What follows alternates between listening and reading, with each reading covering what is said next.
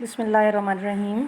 अस्सलाम वालेकुम स्टूडेंट्स, उम्मीद है कि सब लोग खैरियत से होंगे। अच्छा, हमारा टॉपिक था खुलफाए राशिदीन के हवाले से कि उन्होंने तालीम के लिए क्या खिदमात सर अंजाम दी। और इसमें मैंने हज़रत उमर फ़ारूक रज़ियल्लाहु ताला अन्हा का जो टॉपिक है वो स्टार्ट किया था, और उसमें शुरू वाली जो 2-3 बातें हैं वो मैंने आपको बताई हैं कि इब्तदा में जो है वो मकातब में बच्चे तालीम हासिल करते थे, लड़के लड़कियां इकट्ठे होते थे, उनके औकात वगैरह मुकर्रर किए गए थे कि किस वक्त से लेकर किस वक्त तक तालीम का सिलसिला जारी रहेगा। और इसके अलावा ये कि असातिज़ा की तनख्वाहें वगैरह जो हैं वो भी मुकर्रर की गई थी। कुरान हदीस फ़िक़्ह जो है वो उसमें शामिल किए गए थे एज अ सब्जेक्ट। और इसके अलावा ये कि तमाम अज़ला के हुक्काम को आप रज़ियल्लाहु ताला अन्हा ने ख़त लिखा था कि तमाम बच्चों को कुरान पाक की जो किताबत है यानी उसको लिखने का जो फ़न है वो सिखाया जाए। यहाँ तक हमने अपने लेक्चर को एंड किया था, और उसके आगे हम शुरू करेंगे। हाँ जी, कि हज़रत उमर फ़ारूक जो हैं उन्होंने बच्चों को कुरान पाक ज़ुबानी याद करवाने की भी ताकीद की थी। जो कम ज़हानत वाले बच्चे हैं उनको लिख कर दे दिया जाए ताकि वो याद कर सकें। इसी तरह ज़हनी इस्तेदाद के मुताबिक जो कम ज़हानत वाले बच्चे हैं उनको 5 आयात, जो ज़्यादा ज़हानत वाले हैं उनको 10 आयात वगैरह याद करवाई जाएँ। छोटी सूरतें पहले याद करवाई जाएँ, बाद में बड़ी सूरतें याद करवाई जाएँ, और जब तक बच्चा एक सबक में महारत हासिल ना करे उसे अगला सबक ना दिया जाए। अच्छा, इसके अलावा ये कि दरसगाहों की अगर बात करें तो हज़रत उमर फ़ारूक रज़ियल्लाहु ताला अन्हा के दौर में जो दरसगाहें हैं वो मसाजिद में होती थीं, और वालिदैन जो हैं वो घर पर भी बच्चों को तालीम देते थे। बालिग़ हज़रात जो थे उनके लिए मसाजिद में हलक़े कायम किए जाते थे। हलका मैंने आई थिंक सेकेंड ईयर में मेरा ख्याल है ये बात की है कि हलका जो है ग्रुप ऑफ पीपल को कहते हैं, यानी एक शख्स पढ़ा रहा है और बाकी के सारे लोग उसके इर्द गिर्द बैठे हुए हैं, जिनकी तादाद 4,900 के करीब थी। इसके अलावा इस्लामी अफवाज में भी हज़रत उमर फ़ारूक ने इस बात की ताकीद की थी कि वो भी कुरान पाक की तालीम जो है वो हासिल करेंगे। इसी तरह आप जो है वो हर साल हुक्काम और आला फ़ौजी अफसरों के हवाले से एक लिस्ट मंगवाया करते थे जिसमें हाफ़िज़ों की लिस्ट होती थी कि यानी वो लोग जिन्होंने कुरान पाक हिफ्ज़ किया है। तो इसी तरह हज़रत अबू मूसा जो हैं उन्होंने बसरा से 10,000 हफ़ाज़े कराम की फ़हरिस्त भेजी, तो हज़रत उमर फ़ारूक ने उनका वजीफ़ा बढ़ा दिया। यानी इतना ज़्यादा लोग जो है वो कुरान पाक हिफ्ज़ किया करते थे। इसके अलावा ये कि हज़रत उमर फ़ारूक के दौर में लाज़मी तालीम का जो कॉन्सेप्ट है यानी कंपल्सरी एजुकेशन वो हमारे सामने आता है, और तालीम के लिए उन्होंने जामिया प्रोग्राम तश्कील दिया, यानी कि एक प्रॉपर पूरा सेटअप किया जिसमें कि पूरे साल का एक एनुअल, जिसको कैलेंडर बोलते हैं, वो रखा जाता था।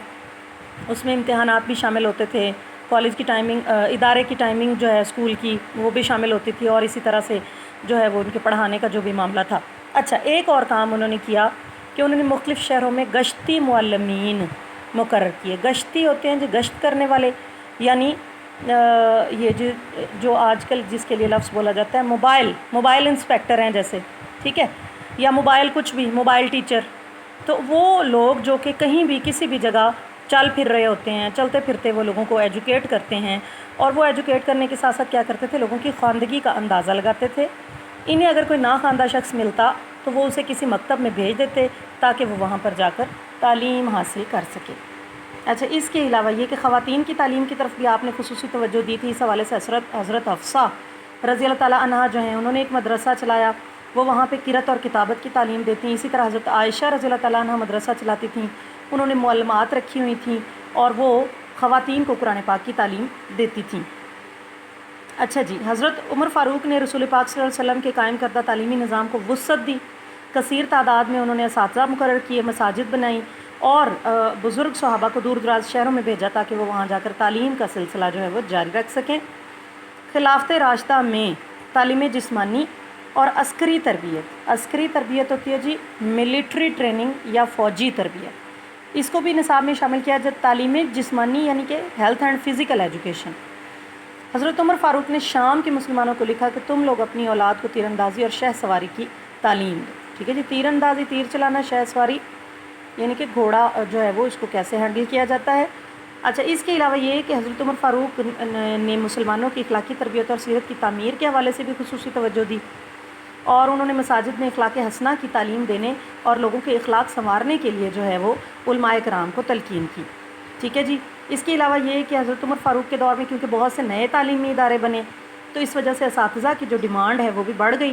اب اس کے لیے انہوں نے کیا کیا کہ مختلف جو شہروں کے امیر تھے ان کی طرف خط وغیرہ بھیجے تاکہ پتہ چلے کہ کون کون سے لوگ ہیں جو اساتذہ بننے کی صلاحیت رکھتے ہیں، اور ساتھ ہی ساتھ اساتذہ کی تنخواہ کے طور پر انہوں نے 15 درہم جو ہیں وہ ماہانہ وظیفہ مقرر کیا. ٹھیک ہو گیا جی. اس کے بعد حضرت عثمان غنی رضی اللہ تعالیٰ عنہ کی طرف آ جاتے ہیں. تو یہ تھوڑا مختصر دور ہے یہ آپ کو جیسا کہ نظر آ رہا ہے. تو اس میں کیونکہ حضرت عثمان کا جو دور تھا وہ بھی تھوڑا سا شورشوں کا دور تھا، تھوڑا پریشانیوں کا دور تھا، تو وہ بھی تعلیم کے حوالے سے اتنا کو بہت زیادہ کام نہ کر سکے، لیکن جتنا مطلب ہوا وہ ہم یہاں پہ دیکھ لیتے ہیں.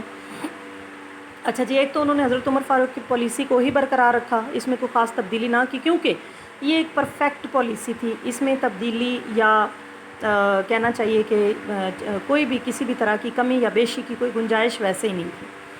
اچھا جی، ایک کام جو حضرت عمر فاروق عثمان غنی رضی اللہ تعالیٰ عنہ کے دور کے ساتھ منسوب ہے، نتھی ہوا ہے، وہ یہ ہے کہ انہوں نے قرآن پاک کی کتابت اور قرأت کے جو اختلافات ہیں اس کو دور کیا. کتابت یعنی لکھنے کا جو سٹائل ہے، قرأت پڑھنے کا سٹائل ہے، تو اس لیے یہ جو اختلاف تھا اس کی بنا پر بہت سے مسائل آ رہے تھے.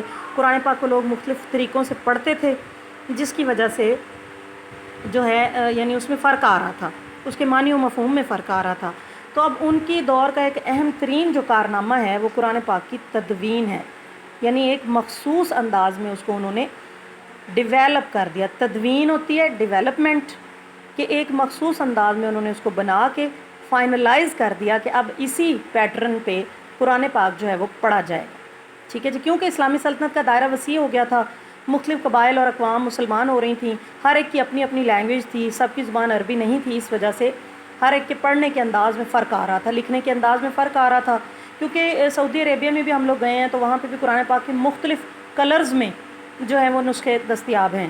کچھ ریڈ کلرز میں ہیں، کچھ بلیک میں، کچھ بلو میں، کچھ زیر زبر والے ہیں، کچھ اس کے بغیر ہیں. تو اب ہم لوگ تو زیر زبر کے بغیر نہیں پڑھ سکتے، لیکن کچھ کنٹریز ایسی بھی ہیں جو قریب قریب کے ممالک ہیں وہ اس کے بغیر بھی پڑھ لیتے ہیں.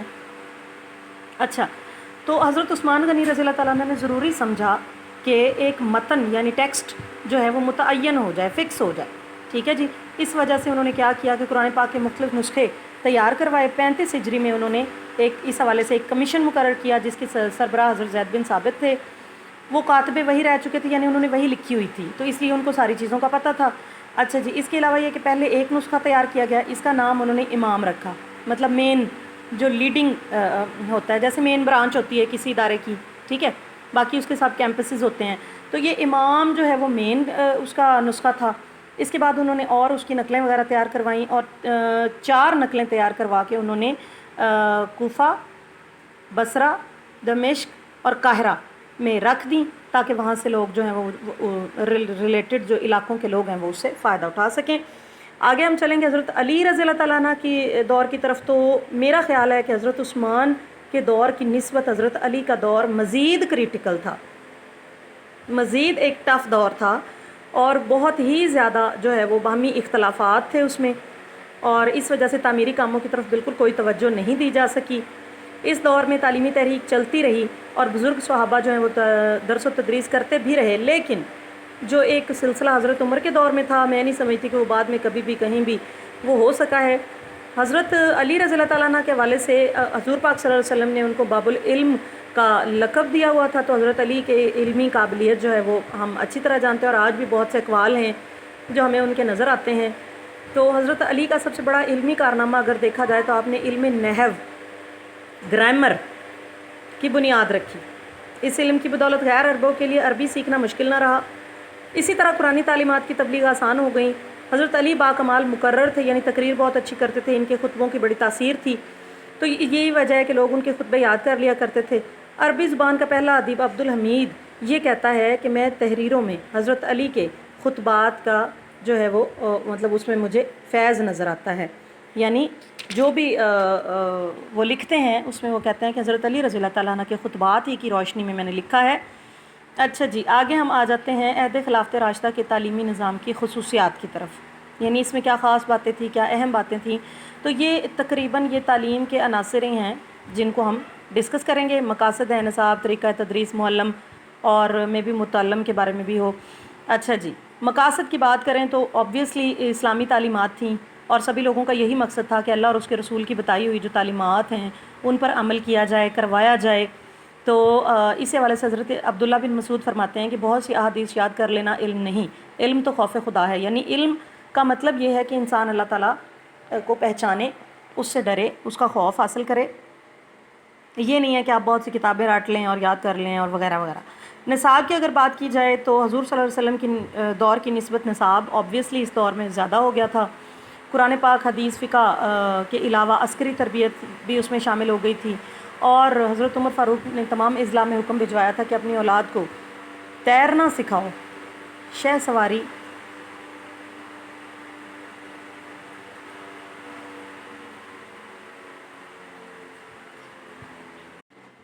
اچھا جی، چلیں ری کنٹینیو کرتے ہیں اس لیکچر کو۔ یہ اس کا پارٹ 2 آ گیا ہے جی۔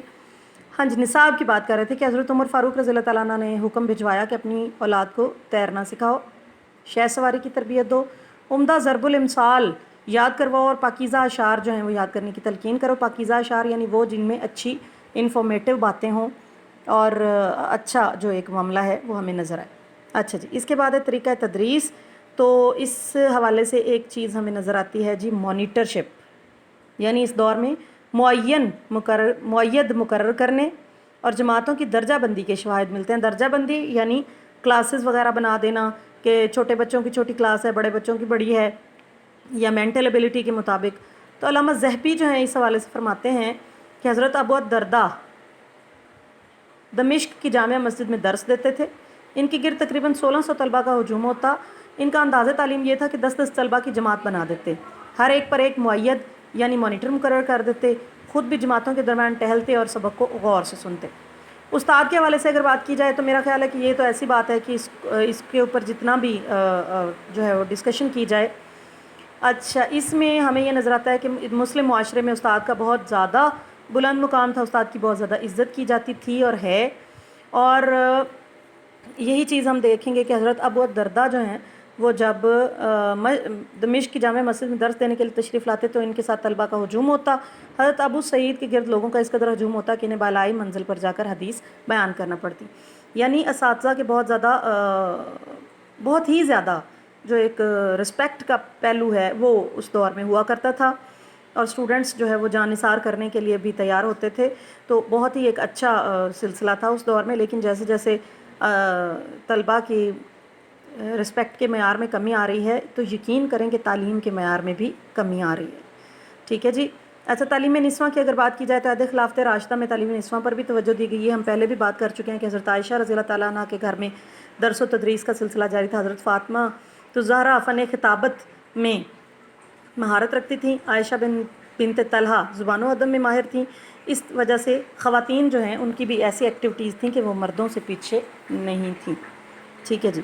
اس کے بعد ہے بہبود اساتذہ۔ تو اساتذہ کی فلاح و بہبود کے لیے بھی اس حوالے سے بڑا کام کیا گیا، جیسا کہ ہم نے حضرت عمر فاروق کے دور کو ڈسکس کیا تو اس میں یہ دیکھا کہ تنخواہیں دینے کا جو رواج ہے وہ اس دور میں شروع ہوا۔ حضرت عمر فاروق جو ہیں وہ سرکاری خزانے سے 15 درہم ان کو تنخواہ دیا کرتے تھے، اور بعد والے حکمرانوں نے بھی اس روایت کو جاری رکھا۔ اچھا جی، اس کے علاوہ یہ کہ طلبہ سے حسن سلوک کی بات اگر کی جائے تو معلمین جو ہیں وہ اپنے طلبہ سے بہت زیادہ حسن سلوک سے پیش آتے، سوالات ان کے حوصلے سے سنتے، تحقیق کے بعد ان کے جوابات دیتے۔ ایک دفعہ ابو ہارون عبدی حضرت ابو سعید کی خدمت میں حاضر ہوئے تو انہوں نے کہا کہ رسول کریم نے فرمایا کہ تمہارے پاس کونے کونے سے بہت سے لوگ علم حاصل کرنے کے لیے آئیں گے، تم ان سے بھلائی کرنا، یعنی اچھے انداز میں ان سے پیش آنا، اچھے انداز میں ان سے بات کرنا اور ان کو سیٹسفائی کرنا۔ ہاں جی، اگلا جو ہمارا ٹاپک ہے وہ یہ دیکھیں، برصغیر میں مسلم تعلیم کا آغاز۔ ٹھیک ہے جی، اور مغلیہ دور میں تعلیم، اس میں مدارس اور نصاب کے اوپر ہم بات کریں گے۔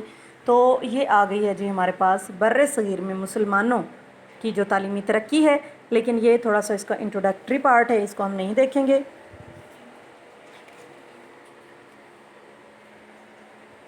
یہ سارے بادشاہوں کے نام ہیں۔ اچھا جی، تعلیم کے آغاز کے حوالے سے اگر بات کی جائے تو یہ ٹاپک جو ہے ہمارے سامنے یہی آ جاتا ہے۔ اچھا جی، اس میں فرسٹ آف آل ہم دیکھیں تو جیسا کہ سبھی لوگ جانتے ہیں کہ فتح سندھ جو ہے یعنی کہ جب محمد بن قاسم جو ہیں وہ برصغیر پاک و ہند میں آئے تھے، وہاں سے لے کر مغلیہ سلطنت کے زوال تک کا جو دور ہے وہ یہ کہا جاتا ہے کہ برصغیر پاک و ہند میں مسلمان حکمرانوں کا دور تھا۔ اس عرصہ میں مختلف خاندانوں نے حکومت کی، ہندوستانیوں کی تعلیم کے لیے ضروری اقدامات کیے، اور انٹر کی بک میں بھی جو ہے وہ یہ چیپٹر موجود ہے، اور اس میں بھی میں بچوں کو یہی بتاتی ہوں کہ مسلمان جب آئے تھے وہاں برصغیر پاک و ہند میں تو بڑا ایک فضول سا سسٹم تھا۔ ہندوؤں نے جو ہے وہ مختلف اس کی اقسام بنائی ہوئی تھیں، اور جو طبقے بنائے ہوئے تھے، اور جو اپر طبقہ تھا وہ تعلیم حاصل کرتا تھا، لوअر طبقہ تعلیم نہیں حاصل کرتا تھا، لیکن مسلمان جو ہیں وہ ہم جانتے ہیں کہ سب کے لیے تعلیم کو ایک جیسا وہ رکھتے ہیں۔ تو اس وجہ سے جب انہوں نے سبھی لوگوں کو تعلیم دینی شروع کی تو لوگ بہت متاثر ہوئے کہ اسلام ایک بہت اچھا مذہب ہے۔